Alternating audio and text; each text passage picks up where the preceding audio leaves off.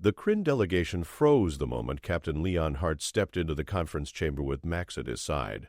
The German shepherd sat perfectly still, amber eyes tracking every movement in the room. His ears swiveled forward. Tension rippled through the alien representatives like electricity through water. "What is that?" Ambassador Vrel's translator crackled. The insectoid alien pressed backward against the far wall, compound eyes wide with unmistakable terror. Leon smiled. "This is Max. He's my dog." "Your prey animal?" The question came from Counselor Mira, a tall reptilian with silver scales. Her clawed hand hovered near something that looked disturbingly like a weapon. "No." Leon kept his voice calm, "my friend." The room erupted. 3 different species began vocalizing at once. The universal translator struggled to keep up.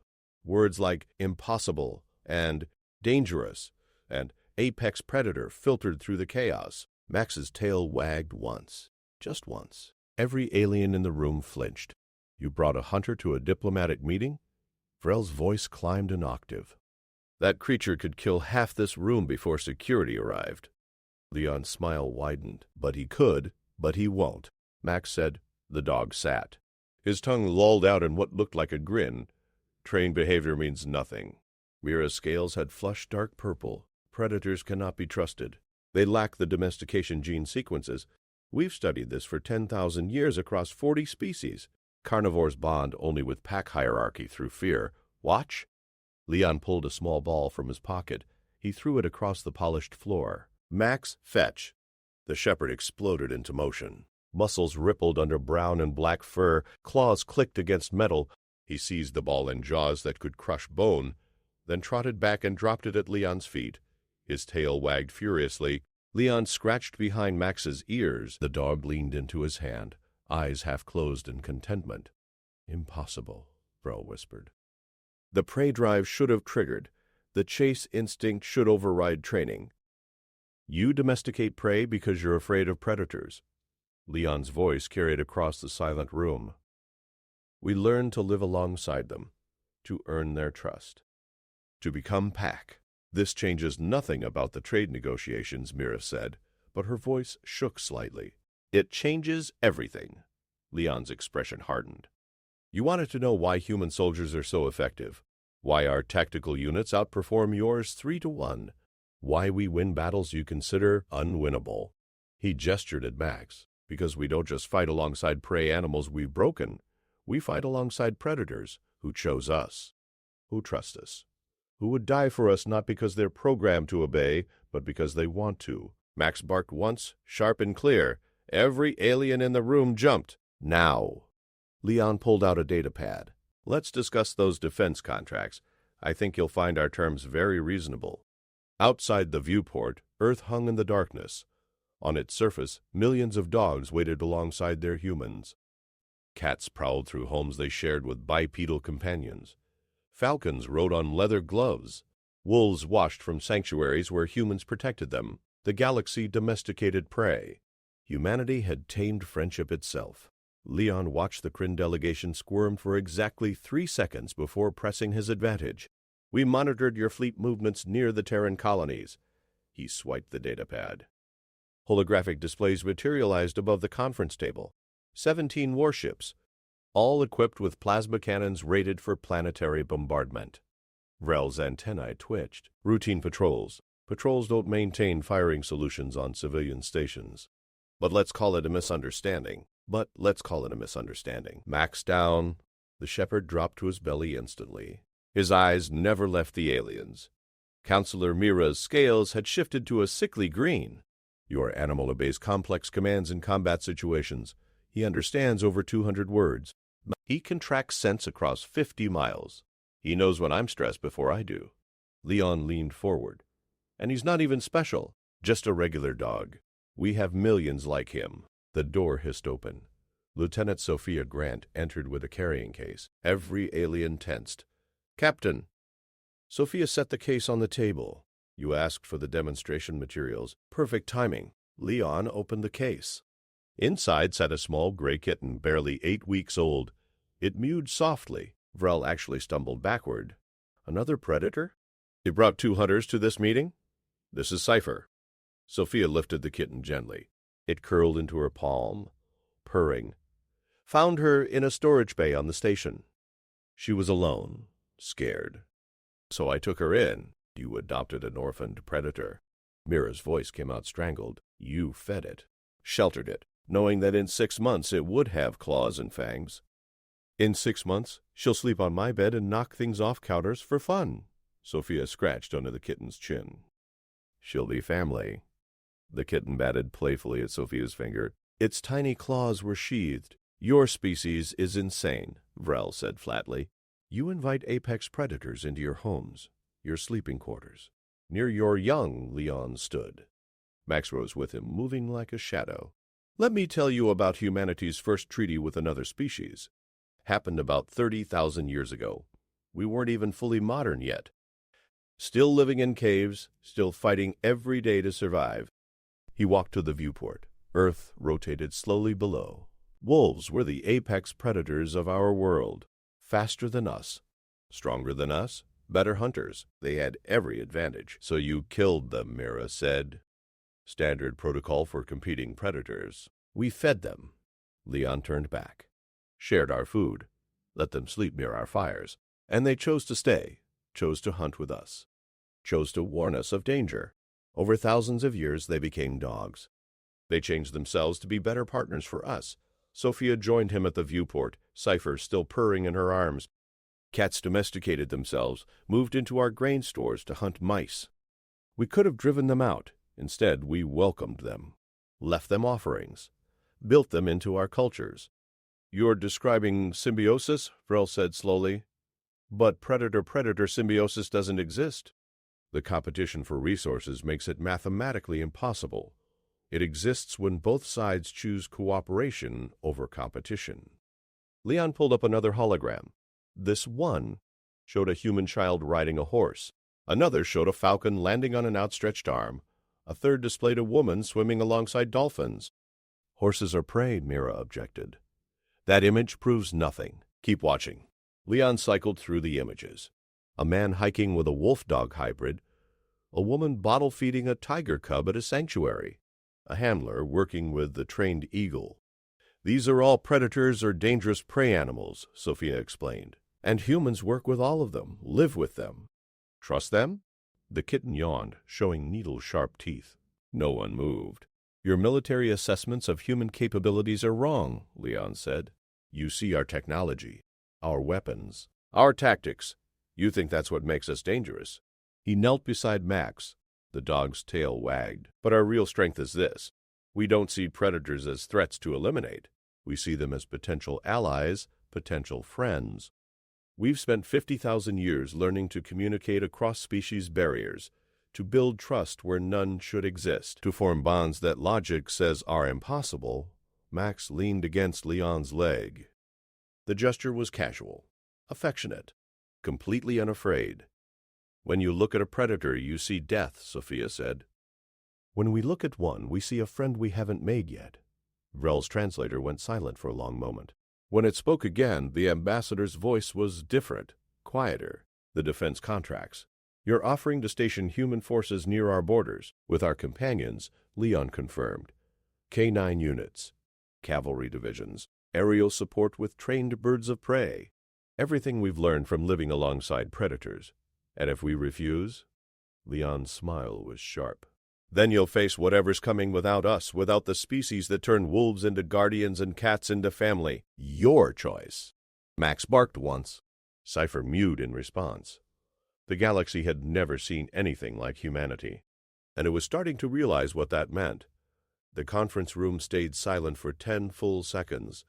Then Counselor Mira's scales flickered from green to deep amber. You speak of bonds with predators as military assets. Her clawed hand gestured at the hologram still rotating above the table. But your own history shows these creatures turning on handlers, tigers mauling trainers, dogs attacking owners. How can you guarantee control? We don't. Sophia set Cipher down on the table. The kitten immediately began exploring, sniffing at the holographic projectors. That's the point you keep missing. We don't control them, we partner with them. Semantics. Vrel's antennae drooped. Partnership implies equality. Those animals depend on you for food and shelter. Leon laughed. Max could hunt. Could survive in the wild if he had to. Most dogs could. They stay because they want to, because we give them something more valuable than food. What could be more valuable than food? Mira asked. Purpose. Belonging, love. Leon pulled out his datapad again. Let me show you something from our recent border skirmish with the Zothian raiders. The hologram shifted. It showed a human military outpost under attack. Plasma fire streaked across the night. Then the camera focused on a human soldier pinned under debris, unconscious. A dog appeared in the frame. Not Max, but a similar breed. The animal grabbed the soldier's vest in its teeth and dragged him toward cover. Plasma bolts scorched the ground inches away. The dog never let go, never abandoned his human. That's Sergeant Cole with his partner Ranger, Leon narrated. The dog pulled him 300 meters under active fire. Cole survived. Ranger took shrapnel in his hind leg but kept going until his human was safe. Trained behavior, Vrel insisted, but his voice wavered. No training accounts for that. Sophia picked up Cypher, who was now batting at a stylus. Training is commands. Sit. Stay. Fetch. What Ranger did was choice. He chose his human's life over his own safety. The hologram changed again. This one showed a burning building. A cat sat in a window yowling. A human firefighter climbed through smoke and flames to reach it. Indianapolis 2089, Leon said. Firefighter Kelly Brennan went back into a collapsing structure for a cat. Not a child. Not another human. A cat. She risked her life for a predator that weighs 8 pounds. Your species is suicidal, Mira stated. Our species understands something you don't. Leon closed the hologram. The bond goes both ways. We save them. They save us. It's not mathematical. It's not logical. It just is. The door opened again. This time, a massive figure ducked through the entrance. Commander Jake Morrison stood 6'5", broad as a cargo hauler. On his shoulder perched a red-tailed hawk. Every alien in the room pressed against the walls. Captain. Jake's voice rumbled like distant thunder. You wanted Ajax for the demonstration. The hawk's yellow eyes scanned the room. Its talons gripped Jake's padded shoulder guard. Each talon could punch through light armor. Thank you, Commander.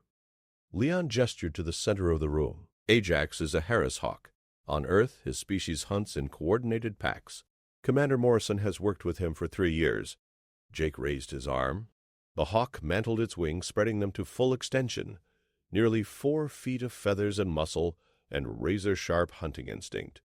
Vrel made a sound that the translator couldn't process. Ajax. Ajax. Jake's voice was calm. Hunt. The hawk launched. It crossed the room in 2 powerful wing beats, circled once, then dove. Aliens scattered. Cypher froze on the table, eyes wide. Ajax pulled up at the last second. His talons closed around the stylus Sophia had been using earlier. He carried it back to Jake and dropped it into his handler's outstretched hand. Good bird. Jake produced a strip of meat from his pocket. The hawk ate delicately from his fingers. You trained a wild hunter to retrieve objects on command, Mira said. Impressive, but it proves nothing about trust. Watch this. Jake removed the protective glove from his right hand. Bear skin, no armor. He held his hand out flat. Ajax stepped onto it. Those killing talons rested against Jake's skin with the gentleness of falling leaves. The hawk leaned down and preened Jake's hair with its beak. That beak can snap bone, Leon said quietly. Those talons can rip through flesh like paper. Ajax knows this. Jake knows this. But they trust each other completely. Sophia walked forward with Cypher. The kitten had puffed up, trying to look threatening at the massive bird. Ajax tilted his head, studying the tiny predator. Different species, different hunting strategies. Different evolution paths. Sophia held Cypher close. But they coexist in human spaces because we taught them that cooperation beats competition. Jake's expression hardened. The Zathian raiders you mentioned earlier? They had shock troops. Genetically engineered war beasts. Teeth like swords. Armor plating, programmed to kill on command. We heard reports, Vrel said. They broke when our K9 units engaged. Jake's voice carried absolute certainty. Because war beasts follow programming. Dogs fight for their pack. There's a difference. The beasts were stronger, faster, better armed. But our dogs wanted to win, wanted to protect their humans. That made all the difference. Max stood up and walked to Ajax. The shepherd sat beneath the perched hawk, looking up. Ajax looked down. Neither moved to attack, neither showed aggression. Predator and predator sharing space without conflict. This is your offer? Mira's scales had shifted to pale blue. You'll bring your predator companions to our borders? We'll bring our friends, Leon corrected, and we'll teach you what we've known for 50,000 years. Whoa! The strongest bonds aren't forged through fear or dominance. They're built on trust, respect, and the choice to stand together. Cypher mewed. Ajax chirped. Max's tail thumped against the floor. 3 predators. 3 humans. 0 conflict. The aliens were beginning to understand. Ambassador Vrel's antennae went rigid. His compound eyes shifted through a spectrum of colors before settling on dark amber. We need to consult with our homeworld. His translator carried a tremor that might have been fear or awe. This changes our entire understanding of interspecies dynamics. Take your time, Leon gestured to Max. The dog moved to his side without a word spoken. But understand something. The Zathian raiders aren't your only problem. He pulled up a star chart. Red markers dotted the outer rim territories. The Vrak swarm hit 3 colonies last month. The Obsidian fleet attacked a mining station 2 weeks ago. Pirates are getting bolder, more organized. We're aware of the threats, Counselor Mira said. Her scales had returned to their neutral silver. That's why we're considering your defense contracts. You're not just considering defense. Sophia set Cypher down. The kitten immediately wandered toward Vrel, who backed away like she was a nuclear device. We're choosing a philosophy. Work with us and you accept that predators can be allies. That trust matters more than control. Jake lowered his arm. Ajax hopped onto the edge of the conference table, causing 3 aliens to flinch simultaneously. Or you can keep breeding docile prey animals for labor and companionship, keep building war machines instead of war partners. See how that works out. The hawk preened its wing feathers, utterly unconcerned with the diplomatic crisis unfolding around it. You speak as if we have no military strength, Vrel objected. Our fleets are substantial. Our weapons advanced. Your fleets are predictable. Leon zoomed the star chart to show battle formations. You fight in rigid hierarchies, top-down command structures. Every ship waits for orders from the flagship. Standard tactical doctrine, Mira said. Standard for prey species mentality. Leon's fingers danced across the datapad. You survive by following the herd, by maintaining formation, by trusting that the leader knows the safest path. Sophia picked up the thread. Humans fight differently. Every soldier can make decisions. Every unit can adapt on the fly. We learned it from pack hunters, from wolves who coordinate without speaking, from lions who flank and ambush, from dolphins who use sophisticated group tactics. You're comparing human military doctrine to animal hunting patterns? Rel's translator made a sound like choking. I'm telling you why we win. Leon brought up combat footage. Human Marines moved through a firefight with fluid grace. They split and reformed, advanced and retreated, each soldier reading the others without communication. That's Hadley Station, Jake said. 40 humans against 300 Zathian shock troops. We lost 2. They lost everything. The footage showed a K9 unit flanking left while Marines suppressed from the right. The dogs moved like liquid shadow. Silent, coordinated. Deadly. They hit the enemy formation from an unexpected angle and chaos erupted. The dogs knew the plan without being told, Sophia narrated. They read their handler's body language, anticipated the tactics, adjusted in real time. Cypher had reached Vrel's feet. The tiny kitten sat and looked up at the massive insectoid alien. Then she rubbed against his leg plating. Vrel froze completely. She likes you, Sophia said. Cats choose their friends. You can't force a cat to show affection. She's decided you're acceptable. It's evaluating me for predation, Vrel managed. She's 8 weeks old and weighs half a pound. You could step on her accidentally. Sophia smiled. But she's not afraid, because she grew up around humans who taught her that big doesn't always mean dangerous. Max walked over and sat beside Cypher. The size difference was absurd. The shepherd could swallow the kitten in one bite. Instead, he lowered his head and gently sniffed her. Cypher batted his nose with one tiny paw. "Predators don't behave this way," Mira whispered. The territorial instincts should trigger. The competition for resources should create conflict. They do behave this way when they're raised in environments that reward cooperation. Leon knelt beside both animals. Max has been around cats his whole life. He knows their family. Cypher has never been taught to fear dogs, so they coexist peacefully. Ajax spread his wings and glided across the room to land on Sophia's shoulder. The kitten watched the hawk with intense curiosity but no fear. "3 apex predators from different evolutionary trees," Sophia said. 3 completely different hunting strategies, all sharing the same space because they understand they're on the same side. Jake pulled up another file. "We have documentation on human-animal cooperation going back millennia. Dolphins helping fishermen by herding fish into nets. Crows leading hunters to prey in exchange for shares of the kill. Honey guide birds showing humans where beehives are hidden. Those are prey species or non-threatening animals," Vrel started to say. "Crows are corvids, they're hunters. Dolphins are apex ocean predators with sophisticated hunting techniques." Jake's voice was flat. "And humans worked with them anyway, built relationships that benefited both sides." The star chart rotated slowly. The red threat markers seemed to multiply as they watched. "The galaxy is getting more dangerous," Leon said. "You know it. We know it. The question is whether you want allies who think like prey or allies who think like hunters." Mira's scales shifted through several colors before settling on deep blue. "If we agree to this partnership, what exactly are you offering?"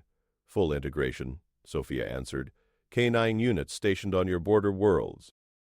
Cavalry divisions for rapid response, aerial reconnaissance using trained birds of prey, and training programs to teach your people how to work alongside predators." "You want us to adopt your animals," Vrel said slowly.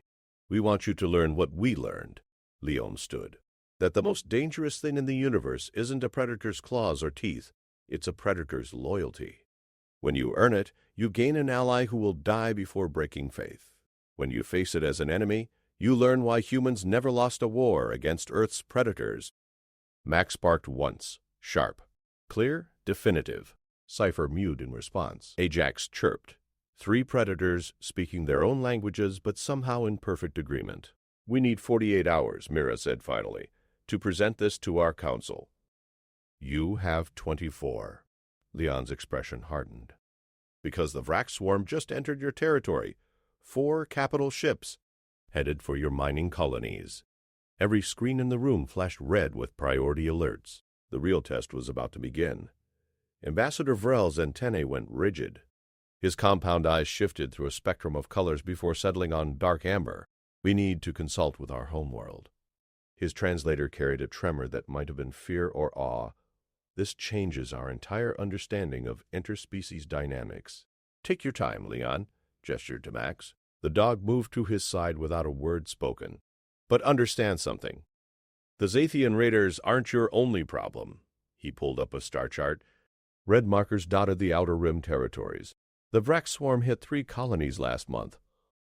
The Obsidian fleet attacked a mining station 2 weeks ago. Pirates are getting bolder, more organized." "We're aware of the threats," Counselor Mira said. Her scales had returned to their neutral silver. "That's why we're considering your defense contracts. You're not just considering defense." Sophia set Cypher down. The kitten immediately wandered toward Vrel, who backed away like she was a nuclear device. "You're choosing a philosophy. Work with us and you accept that predators can be allies. That trust matters more than control." Jake lowered his arm. Ajax hopped onto the edge of the conference table, causing 3 aliens to flinch simultaneously. "Or you can keep breeding docile prey animals for labor and companionship. Keep building war machines instead of war partners. See how that works out." The hawk preened its wing feathers, utterly unconcerned with the diplomatic crisis unfolding around it. "You speak as if we have no military strength," Vrel objected. "Our fleets are substantial. Our weapons advanced. Your fleets are predictable." Leon zoomed the star chart to show battle formations. "You fight in rigid hierarchies. Top-down command structures. Every ship waits for orders from the flagship. Standard tactical doctrine, Mira said. Standard for prey species mentality. Leon's fingers danced across the datapad. You survive by following the herd, by maintaining formation, by trusting that the leader knows the safest path. Sophia picked up the thread. Humans fight differently. Every soldier can make decisions. Every unit can adapt on the fly. We learned it from pack hunters, from wolves who coordinate without speaking, from lions who flank and ambush, from dolphins who use sophisticated group tactics. You're comparing human military doctrine to animal hunting patterns? Vrel's translator made a sound like choking. I'm telling you why we win. Leon brought up combat footage. Human Marines moved through a firefight with fluid grace. They split and reformed, advanced and retreated, each soldier reading the others without communication. That's Hadley Station, Jake said. 40 humans against 300 Zathian shock troops. We lost 2. They lost everything. The footage showed a K-9 unit flanking left while Marines suppressed from the right. The dogs moved like liquid shadow, silent, coordinated, deadly. They hit the enemy formation from an unexpected angle and chaos erupted. The dogs knew the plan without being told, Sophia narrated. They read their handler's body language, anticipated the tactics, adjusted in real time. Cypher had reached Vrel's feet. The tiny kitten sat and looked up at the massive insectoid alien. Then she rubbed against his leg plating. Vrel froze completely. She likes you, Sophia said. Cats choose their friends. You can't force a cat to show affection. She's decided you're acceptable. It's evaluating me for predation, Vrel managed. She's 8 weeks old and weighs half a pound. You could step on her accidentally. Sophia smiled, but she's not afraid, because she grew up around humans who taught her that big doesn't always mean dangerous. Max walked over and sat beside Cypher. The size difference was absurd. The shepherd could swallow the kitten in one bite. Instead, he lowered his head and gently sniffed her. Cypher batted his nose with one tiny paw. Predators don't behave this way, Mira whispered. The territorial instincts should trigger. The competition for resources should create conflict. They do behave this way when they're raised in environments that reward cooperation. Leon knelt beside both animals. Max has been around cats his whole life. He knows their family. Cypher has never been taught to fear dogs, so they coexist peacefully. Ajax spread his wings and glided across the room to land on Sophia's shoulder. The kitten watched the hawk with intense curiosity but no fear. 3 apex predators from different evolutionary trees, Sophia said. 3 completely different hunting strategies, all sharing the same space because they understand they're on the same side. Jake pulled up another file. We have documentation on human-animal cooperation going back millennia. Dolphins helping fishermen by herding fish into nets. Crows leading hunters to prey in exchange for shares of the kill. Honey guide birds showing humans where beehives are hidden. Those are prey species or non-threatening animals, Vrel started to say. Crows are corvids. They're hunters. Dolphins are apex ocean predators with sophisticated hunting techniques. Jake's voice was flat, and humans worked with them anyway. Built relationships that benefited both sides.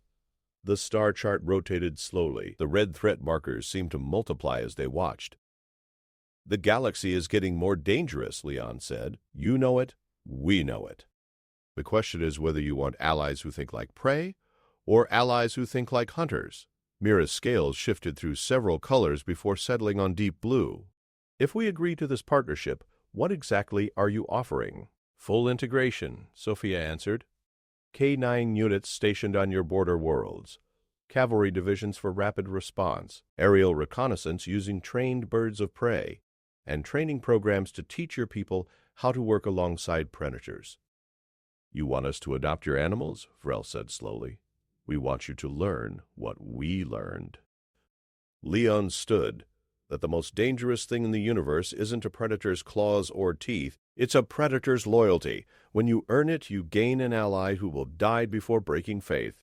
When you face it as an enemy, you learn why humans never lost a war against Earth's predators. Sharp, clear, definitive. Cypher mewed in response.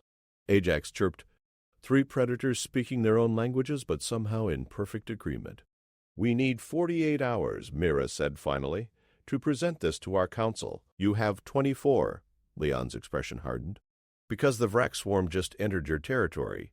4 capital ships, headed for your mining colonies." Every screen in the room flashed red with priority alerts. The real test was about to begin. The alarm screamed across the station. Vrel's entire body went rigid as emergency protocols flooded his communication implants. "For Vrak's capital ships confirmed," a voice crackled through the intercom. "ETA to mining colony Theta 7 is 90 minutes. Civilian evacuation in progress." Leon was already moving. "Max Heel." The Shepherd fell into step beside him instantly. "Commander Morrison, get Ajax secured and prep your aerial units. Lieutenant Grant, take Cypher somewhere safe and rally the K9 teams." "Captain." Mira's voice cut through the chaos.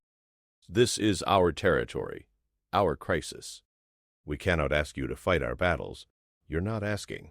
Leon spun back toward her. "We're offering, right now, this moment. Let us show you what humans and predators can do together." Vrel's antennae twitched frantically. "Our defense fleet is scrambling. 23 ships, but the Vrak swarm uses hive tactics. They overwhelm through numbers and coordination. Our projections show 70% casualties even if we win." "How many civilians on Theta 7? Sophia asked, already moving toward the door with Cypher cradled against her chest. 14,000, Mira said quietly. Mostly miners and their families. Evacuation ships can carry maybe half that number before the Vraks arrive. Jake's jaw tightened. So 7,000 people die if this goes standard. Unless it doesn't go standard.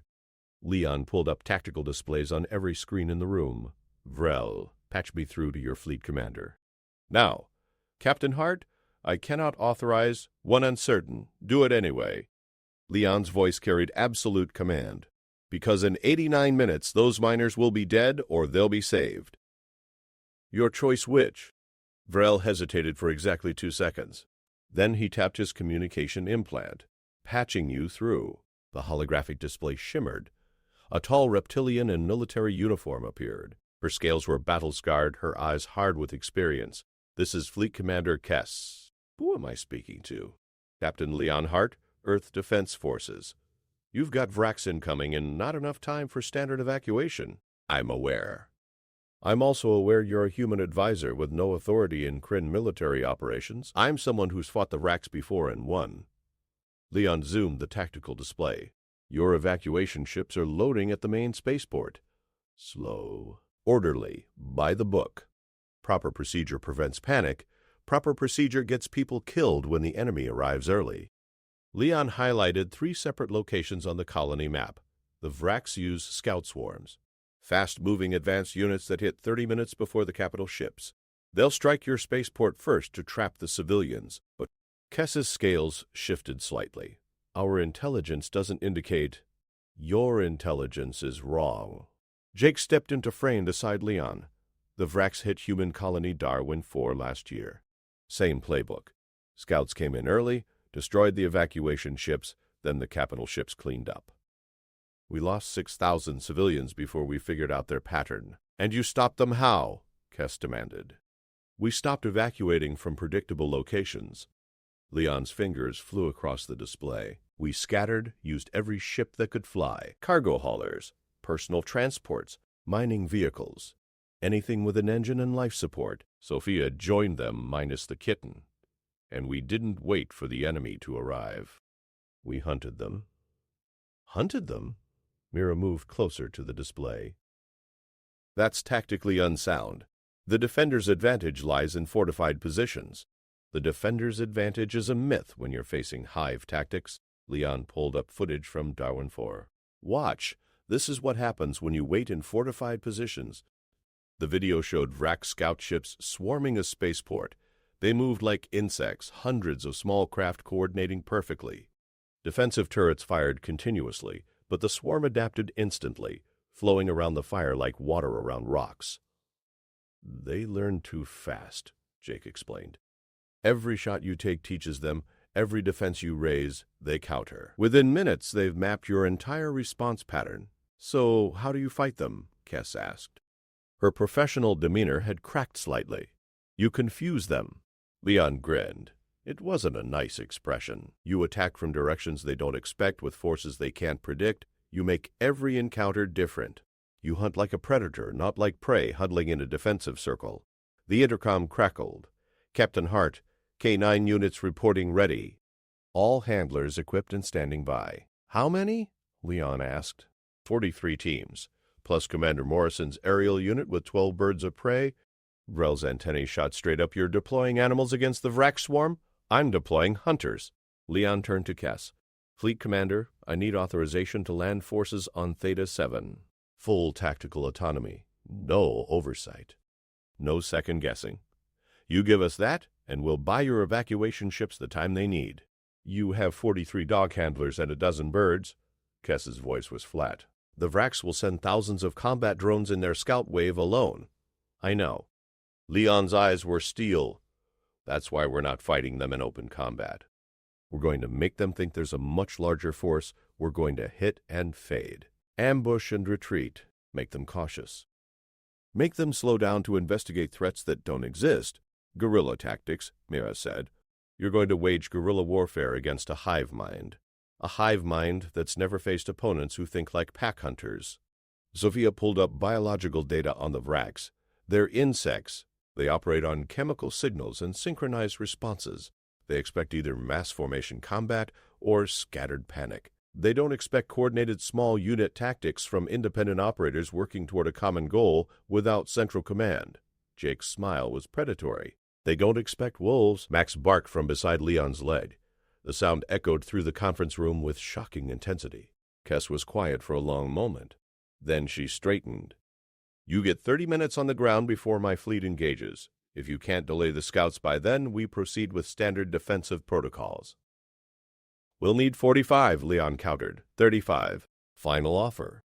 Deal. Leon looked at Vrel and Mira. This is the partnership. Right now, real time. You want to see what humans and predators can do? Watch. We're coming with you, Mira said suddenly. Every human in the room turned to stare. You're a civilian counselor, Sophia started. I'm a xenobiologist with combat training. Mira's scales had turned the color of brushed steel. If you're going to show us how to work with predators, I need to see it firsthand. Not on a recording, not in a report. There, Vrel's translator emitted a sound like grinding gears. Counselor, this is highly irregular. This entire situation is irregular.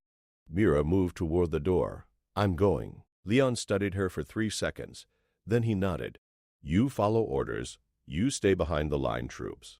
And if a dog tells you to move, you move. Agreed? Agreed. Then gear up. We leave in 5 minutes. Leon tapped his communicator.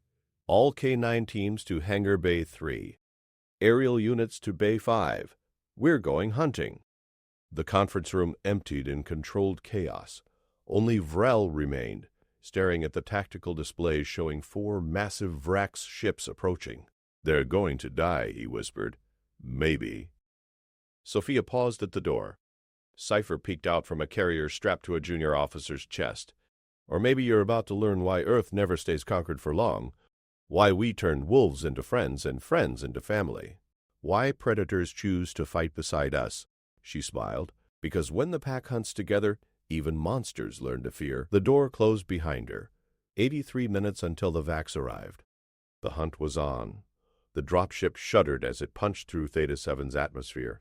Leon gripped the overhead rail while Max stood perfectly balanced beside him, legs braced against the turbulence. Counselor Mira looked green. Her scales had lost all color. First combat drop? Sophia asked from across the troop bay. First drop of any kind. Mira's claws dug into the seat restraints. My species evolved on low-gravity worlds. This feels like falling. It is falling. Jake checked Ajax's flight harness for the 3rd time. The Hawk remained calm, head tucked against the turbulence, just falling with style.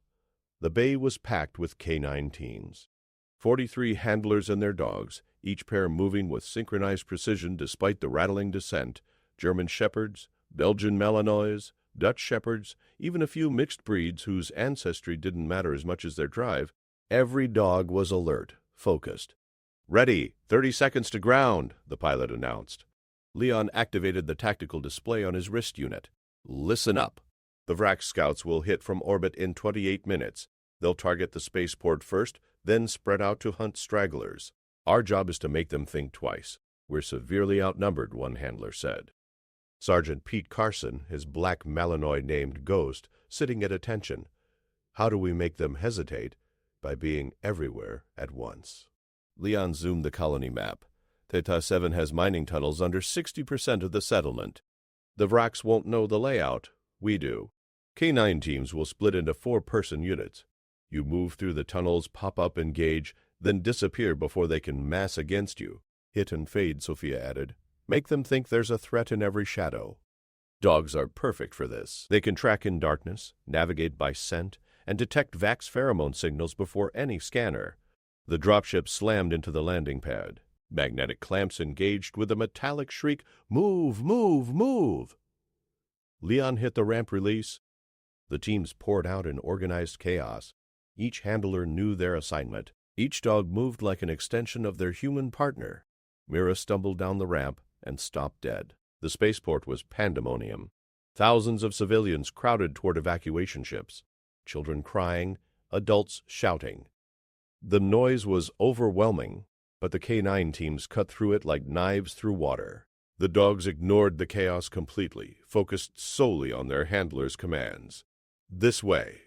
Leon led them toward the mining administrative building. Command post is top floor. We need eyes on the perimeter before the Vrax arrive. They climbed stairs 3 at a time.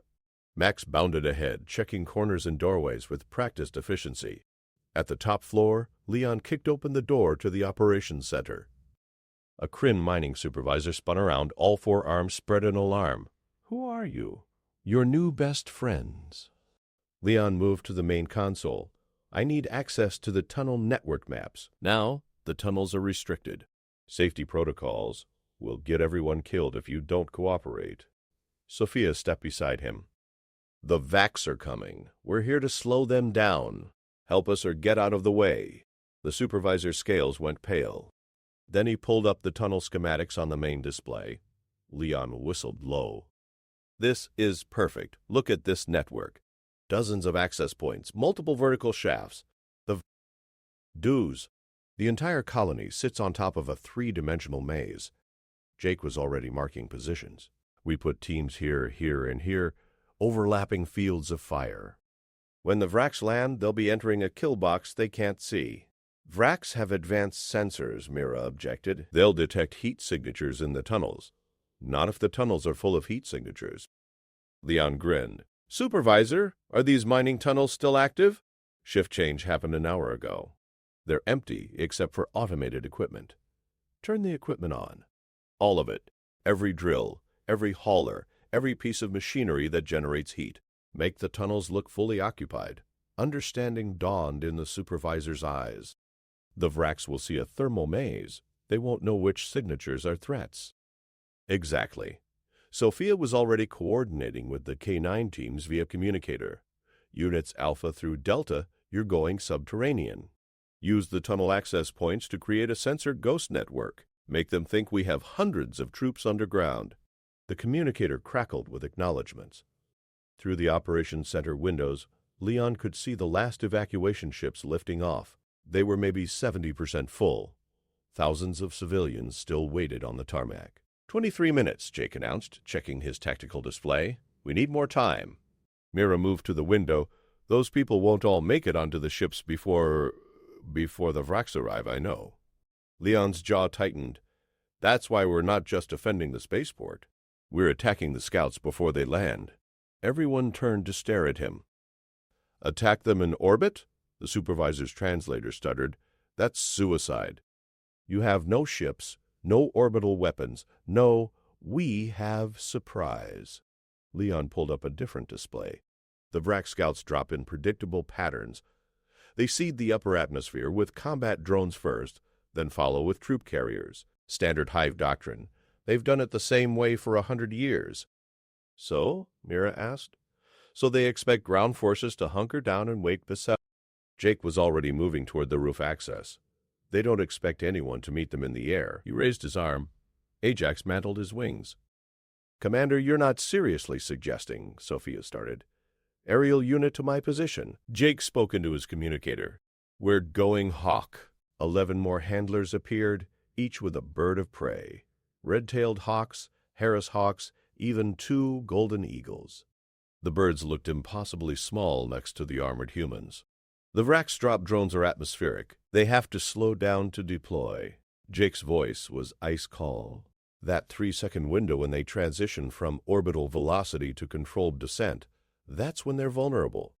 You're going to attack starships with birds, Mira said slowly. We're going to blind their forward sensors with birds.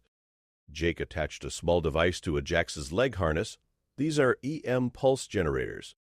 Modified from human comm jammers, a hawk can carry 1 at altitude. When the Vrax drones slow for deployment, the birds hit them with focused electromagnetic bursts, temporarily disrupting their sensor packages, Sophia breathed, buying us maybe 10 seconds of confusion. 10 seconds is enough. Leon was already running numbers. If the drones can't coordinate their landing pattern, they'll scatter, land in uncontrolled dispersal instead of tactical formation. We can pick them off piecemeal. Max barked urgently, his ears swiveled toward the sky. Every dog in the operations center reacted simultaneously. Heads up, bodies tense, low growls. They're early. Leon checked his display. Vrax scouts just entered upper atmosphere, 18 minutes ahead of schedule. They adapted. Mira's voice shook. They learned from previous engagements, changed their timing. Then we adapt too. Jake was already on the roof, Ajax spreading his wings. Aerial unit, launch on my mark. Target the lead drones. Hit them fast and get clear. The birds took flight. 12 predators rising into the sky to face an alien invasion. Leon watched them go, then turned to the K9 teams. All units, the Vrax are coming in hot. Engage on contact, make every shot count. Make them think we're an army. Through the window, the first Vrax drone broke through the cloud layer. Then another, then 20 more. They looked like mechanical wasps, each one the size of a cargo truck. Max growled deep in his chest. The hunt had begun. Ajax hit the lead Vrax drone at 200 meters, talons gripping the EM generator as he dove past the sensor array. The pulse discharged. The drone wobbled, its descent pattern breaking apart. 11 more hawks struck in perfect sequence. The Vrax formation shattered. Now, Leon's voice cut through every communicator. All K9 units engage. The drones crashed into Theta 7's outskirts in chaotic dispersal instead of coordinated assault. Exactly what Leon had counted on. Ghost and Sergeant Carson erupted from a tunnel access point, the Malloy sprinting ahead to mark targets while Carson's rifle barked suppressive fire. A Vrax drone swiveled toward them. Ghost was already gone, vanishing into another tunnel entrance 30 meters away. The drone followed, descended into the tunnel network, never came back out. Unit Alpha reports 1 hostile neutralized. Carson's voice crackled. Explosive charges worked. The tunnels are death traps. Mira watched from the operations center, her scales cycling through colors too fast to track. They're herding the Vrax underground, using the dogs to bait them into ambush points.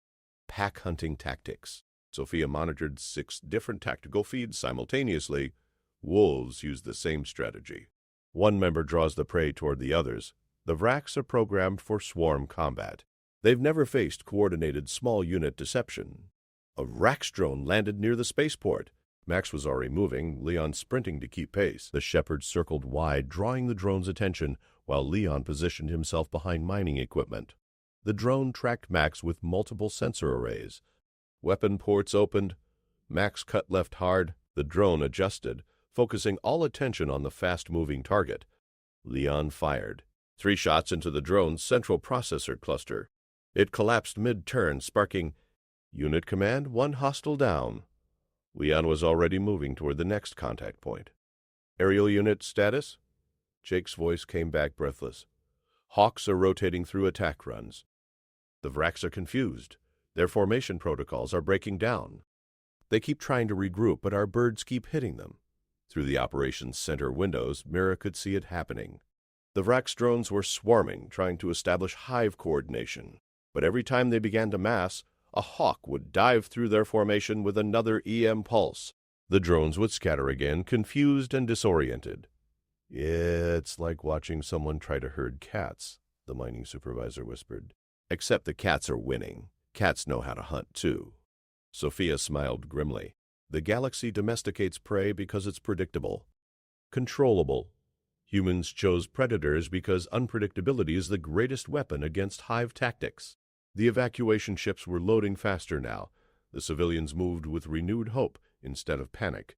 5 more ships lifted off, carrying thousands to safety. 11 minutes until the Vrax capital ships arrive, Leon announced. K9 units, start falling back toward the secondary evacuation zones. Aerial unit, 1 more pass, then recover to base. Ajax struck a drone that had landed near a group of fleeing civilians. The EM pulse fried its targeting systems. The drone fired blindly, hitting nothing. Carson and Ghost appeared from a nearby building, finished it with coordinated precision. "Last evacuation ship is boarding now," the supervisor reported. 92% of civilians secured.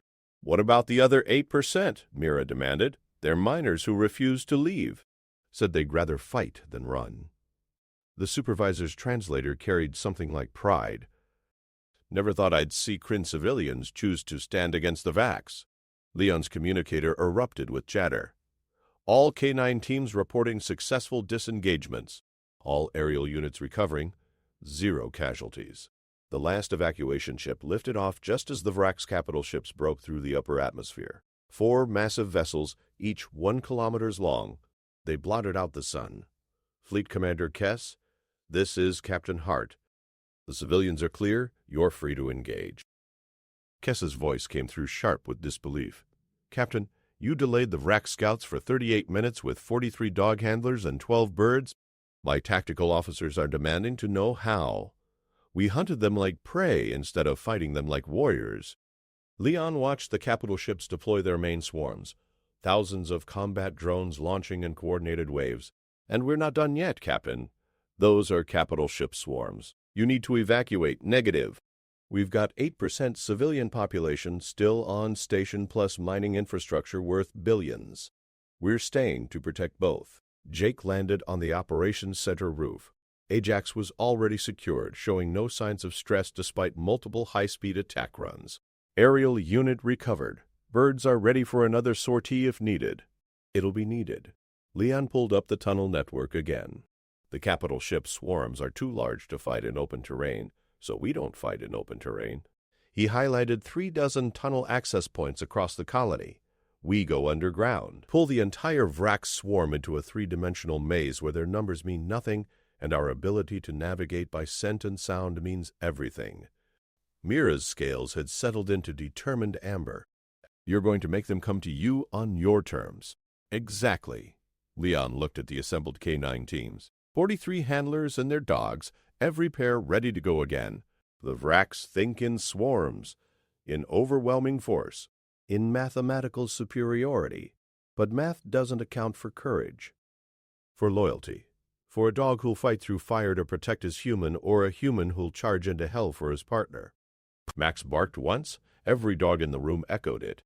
The sound sent shivers through Mira's entire body. The Vrax swarms descended on Theta 7. Thousands of combat drones, all operating in perfect hive coordination. They would have overwhelmed any conventional defense in minutes. They found empty streets. The K9 teams had vanished into the tunnels, taking positions at choke points and ambush sites. The Vrax followed, unable to resist the thermal signatures and movement below ground. They entered a nightmare. Dogs detected them in absolute darkness. Handlers struck from unexpected angles. Explosives collapsed tunnels behind advancing Vrax units, cutting them off from reinforcement. The hive coordination that made them unstoppable in open combat became a liability in confined spaces, where each drone blocked another's line of fire.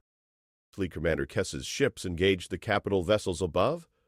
The battle raged in orbit while below, humans and their predator companions waged a different kind of war. By the time the Vrax withdrew 3 hours later, they'd lost 70% of their deployed forces for 0 territorial gain. The K9 teams emerged from the tunnels exhausted but alive. Every single dog, every single handler, Mira stood in the spaceport watching them return. Carson and Ghost, Morrison and Ajax. Sophia with Cypher, who had somehow ended up in the field despite orders to stay safe. And Leon with Max, the shepherd's tail still wagging despite the battle. We lost 3 ships. Kess reported via hologram. The Vax lost everything they sent. They're retreating to regroup. They won't come back here. Leon scratched Max behind the ears. They'll mark this colony as too costly. Hive minds are efficient. They don't waste resources on unprofitable targets. You saved 14,000 civilians and held a colony with 55 people and some animals. Kess's scales showed deep respect. I've never seen anything like it. You could. Sophia stepped forward. That's what we're offering. Partnership. Training. The chance to learn what humanity learned 50,000 years ago. Mira moved to stand beside them. Her scales had turned brilliant gold. The Kryn Council will accept your offer, all terms. Full integration? Just like that? Leon asked. Just like that. Mira knelt beside Max. The shepherd sniffed her extended claw cautiously, then his tail wagged.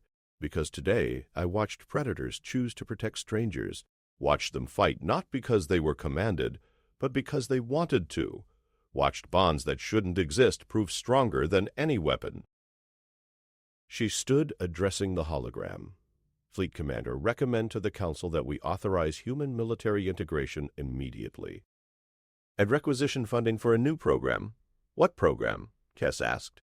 Animal adoption centers, on every Kryn world. Mira's smile was tentative but real. If we're going to learn to work with predators, we should probably start by learning to live with them. Cypher mewed from Sophia's arms. Max barked. Ajax chirped. 3 predators. 3 voices, 1 message. The galaxy had domesticated prey for 10,000 years. Humanity had just taught it a different path, and across 100 worlds, in 1,000 homes, dogs and cats and hawks waited to show the universe what friendship truly meant, what loyalty looked like when chosen freely. What happened when predators decided that love was worth more than hunting? The Vrax would tell stories about Theta 7, about the humans who fought like ghosts and the animals who moved like demons, about the day the swarm met the pack and learned the difference. Other species would hear those stories and wonder, and humanity would keep doing what it had done since the first wolf approached the first fire, opening its hand to predators and saying simply, "You're welcome here."